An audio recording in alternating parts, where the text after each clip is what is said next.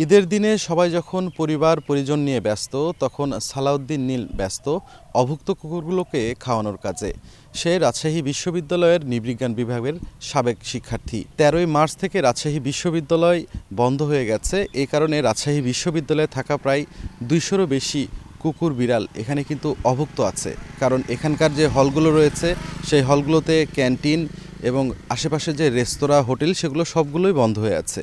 বন্ধ হয়ে থাকার ফলে এখানকার যে কুকুর বিড়ালগুলো সেগুলো কিন্তু না খেয়ে অবস্থান করছে। সেই কারণে এক ব্যতিক্রমী উদ্যোগ নিয়েছে সালাউদ্দিন নীল। আমরা তার কাছ থেকে জানবো সে আসলে কেন এই ব্যতিক্রমী উদ্যোগ নিলে, ঈদের দিনও কেন সে এই কুকুরগুলোকে খাওয়ানোর কাজে ব্যস্ত। আমার শুরুটা হয়েছিল অনেকদিন আগে। মা কুকুরের পাশে বাচ্চা পেয়েছিলাম। একটা মা কুকুর ওই মরা লাশের বাচ্চা গুলো দুধ খাচ্ছিল যখন মরা মায়ের, তখন আমি বুঝছিলাম যে আসলে ক্ষুধা কী জিনিস। এই ক্ষুধার অনুভূতি থেকে আমি বিগত ৮ বছর ধরে চেষ্টা করি আর কি, যে আমার সামনে যখন কোনো প্রাণী থাকে বা অসুস্থ থাকে বা অসহায় থাকে, আমি তাদেরকে খাবার দেওয়ার চেষ্টা করি। ১৩ই মার্চ থেকে ৭ই এপ্রিল পর্যন্ত রাজশাহী বিশ্ববিদ্যালয় বন্ধ। আপনি কি এই প্রতিটি দিনই আসলে এই কুকুরদেরকে খাওয়ার ব্যবস্থা করেন? আমি এর মধ্যে প্রতিটা দিনই করেছি, মাঝখানে 2টা দিন বাদ গেছিলো আর কি। তো আমার সাথে সাথে আরও অনেকে এগিয়ে এসেছেন, ওনারাও খাবার দেন। আজকে মূলত ঈদের দিনও আমি খাবারটা নিয়ে আসছি আমার খারাপ লাগার জায়গা থেকে।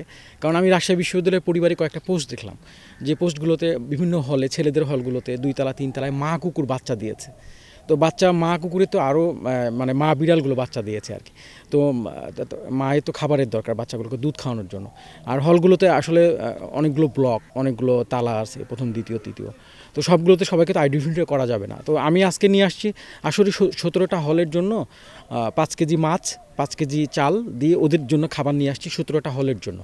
মানে এক্সট্রা বিড়ালদের জন্য এটা নিয়ে আসছি, আর কুকুরদের জন্য তো থাকেই স্বাভাবিক। যেটা এটা কেমন ভালো লাগা কাজ করে আসলে এদেরকে খাওয়াতে পেরে? চারপাশে আমাদের যা ঘটছে, আমরা কিন্তু মানবতার, সবসময় মানবতার কথা বলছি, মনুষ্যত্বের কথা বলছি। এখন আপনি সাপোজ দেখেন ফিলিস্তিনে যে অত্যাচারটা হচ্ছে বা এগুলো হচ্ছে, আপনি তো ওখান থেকে যেতে পারছেন না।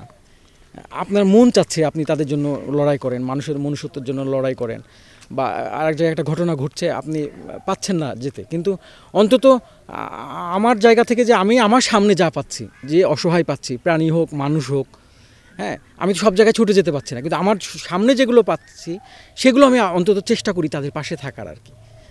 শুধু খাবার দেয়া না, আমরা শুনেছি অসুস্থ কুকুর বিড়াল দেখলেও আপনি সেগুলোকে সেবা শুশ্রূষা দিয়ে সুস্থ করে তোলেন, এটি কি ঠিক? জি, আমি মোটামুটি শুধু কুকুর বিড়ালের খাবার দেওয়াটা এটা আসলে আপৎকালীন সময়ে দিই। যেমন 5ই আগস্টের পরে যে ঘটনাগুলো ঘটছিল বা এর আগে আমার আসলে উত্তরসূরি ছিল অনেক। প্রসেনজিৎ দাদা নামে একজন ছিলেন, ওনার একটা টিম ছিলেন, ওনারাই আসলে এই কার্যক্রমগুলো করতেন। কিন্তু এখন তো ওনারা ক্যাম্পাস ছেড়ে চলে গেছেন। আমার আসলে পূর্বসূরি ওনারাই, আমি ওনাদের দেখেই শিখেছি খাবার দেওয়াটা। আর বাদবাকি আমি সব প্রাণী, সাপ থেকে শুরু করে একটা অসুস্থ সাপ পাইলেও আমি সেটা চিকিৎসা করে ছেড়ে দিই। পাখি, অসুস্থ পাখি, সাপ, মোট কথা যত রকমের প্রাণী আমার কাছে, আমার চোখের সামনে যা পড়ে বা আমি যা মানে খবর পাই আর কি। আমি আমার বাসার 2 তলার ছাদের উপরে একটা রেস্কিউ সেন্টার করেছি। আপাতত এটা পাখি রেস্কিউ সেন্টার। আর কুকুর বিড়ালের জন্য এলাকায় করা একটু বোঝেন তো, মানুষজন একটু অত্যাচার করে, অপমান করে। তো এই অত্যাচার অপমানের জায়গায় আমি আসলে কুকুর বিড়াল অসুস্থের জন্য একটা লঙ্গরখানা খুলতে চাই। সেটা এখনও ওই সমাজে হয়ে ওঠেনি। এখন আমার যদি আরও অ্যাবিলিটি হয়, আমি সামনে চেষ্টা করবো আর কি, একটা ফাঁকা ভালো জায়গা, একটা যদি এরকম জায়গা পাওয়া যায় সেখানে এই অসুস্থ কুকুর বিড়ালগুলোকে করা। এই খরচগুলো আসলে কোথা থেকে আসছে? খরচগুলো আসলে পার্সোনালি আমি বিগত 13 তারিখ থেকে শুরু করেছি, আজকে 17-18 দিন হলো। এই 17-18 দিনের মধ্যে আমি নিজেই খরচ করি। পার ডে 1400 থেকে 1500 টাকা খরচ হয় আমার, সব মিলিয়ে 1400 থেকে 1500 টাকা। চাল, মাছ, আর হচ্ছে কোনো দিন যদি ছাড় দিই, আর না হলে ব্রয়লার মুরগির মাংস দিই। তো এটা আমি পার্সোনালি করি। আমি এই বিশ্ববিদ্যালয়ে একটা ছোটো চাকরি করি, কিন্তু সেটার অর্থায়নে না।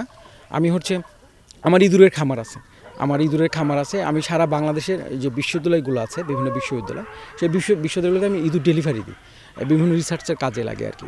সুইচ অ্যালবিনো প্রজাতির যে মাইসটা, তো সেই মাইসটা থেকে আমি একটা লভ্যাংশ, এটা শুধু এখন না, দেখা যাচ্ছে 50-50 বা 40 এরকম লভ্যাংশ আমি রাখি শুধু এই পথ কুকুর প্রাণী অসুস্থর জন্য।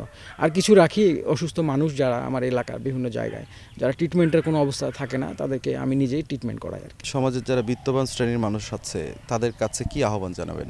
ধর্মীয় দিক দিয়েও দেখেন, আমাদের প্রিয় নবী মহানবী সাল্লাল্লাহু আলাইহি সাল্লাম উনি একটা ঝুপড়ি ঘরে থাকতেন আর কি, উনি সারা গোটা পৃথিবী তার হাতে ছিল। তো সেই জায়গা থেকে কিন্তু তিনি কিছুই করেননি আর কি। হ্যাঁ, আপনার পরিবার সংসারে আপনার সন্তানের জন্য আপনি করে যাবেন, তা তো অবশ্যই করে যাবেন। সেই জায়গা থেকে আমি বলবো যে মানুষের আসলে এত টাকা প্রয়োজন হয় না। কুকুর বিড়ালগুলো আপনাকে দেখলেই ছুটে আসে, দৌড়ে আসে কাছে, এই যে এটা আসলে কেমন লাগে? আমি যখনই কুকুর বিড়ালগুলোর সংস্পর্শে থাকি বা তাদের সঙ্গে মিশি, আমরা যে আসলে মানুষ খুঁজি, মানুষ হওয়ার চেষ্টা করি, তো এদের সংস্পর্শে থেকে এদের সঙ্গে মিশে আমি যতটুকু বুঝি আসলে এরা মানুষ হতে চায়।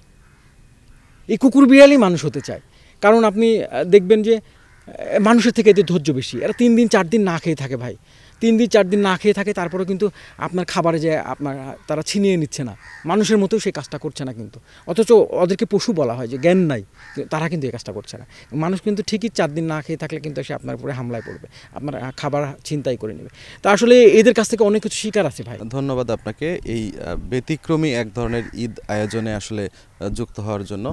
আপনি প্রশংসনীয় হবেন নিশ্চয়ই এই কাজের মধ্য দিয়ে। সাইফুর রহমান রকি, সময় সংবাদ, রাজশাহী।